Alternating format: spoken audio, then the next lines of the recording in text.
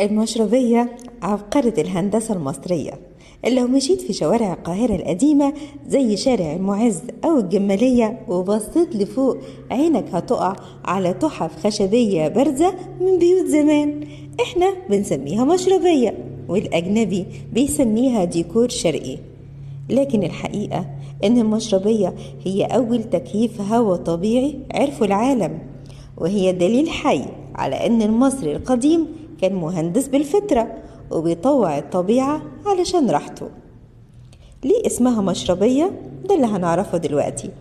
كلمة مشربية جاية من المشربة، أشرب مية، وهي المكان اللي كان بيتحط فيه قلل المية الفخار علشان تبرد.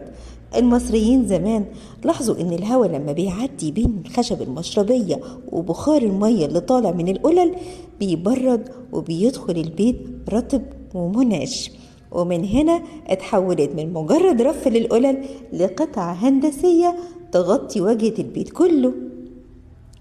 كانت الهندسة اللي سبقت عصرها وحققت نظرية فيزياء الهواء والضوء. المشربية مش مجرد خشب مخروط جنب بعض وخلاص، لا، دي منظومة علمية دقيقة جدا. أولا، تكييف طبيعي. خشب المشربية بيتعمل من الخرط الدائري، المسافات بين القطع مدروسة بالملي. في الجزء السفلي بتكون المسافات ضيقة علشان تمنع حدة الشمس وكمان توفر الخصوصية، وفي الجزء العلوي المسافات بتوسع شوية علشان تسمح بمرور الهواء والضوء. التحكم في الرطوبة دي تاني حاجة.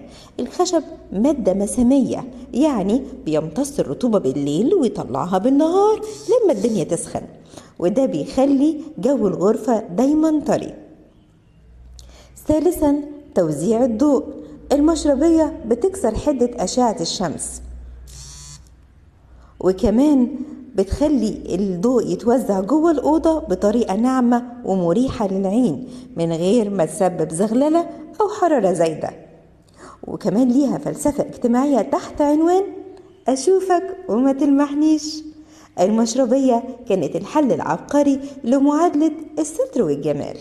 هي بتسمح للي جوه البيت وخصوصا من السيدات زمان انهم يشوفوا الشارع بكل تفاصيله، وكمان يستمتعوا بالهواء والضوء من غير ما حد في الشارع يبقى شايفهم او حتى يلمحهم. هي كانت حرم آمن وحصن للخصوصية، وفي نفس الوقت عين على الدنيا بره. المشربية في العصر الحديث، عبقرية المشربية ملهمة لدرجة ان المعماري المصري العالمي حسن فتحي استخدم فلسفتها في تصاميمه، والنهاردة كبار مهندسي العالم في العمارة المستدامة بيحاولوا يقلدوا فكرتها علشان يقللوا من استهلاك الكهرباء والتكييفات. احنا هنا في كالتشر كافيه لما بنبص للمشربية مش بنشوف خشب قديم، احنا بنشوف عقل مصري ما كانش بيعرف المستحيل، وكمان عرف يخلي الخشب يتنفس فن وعلم. تحياتنا من كالتشر كافيه.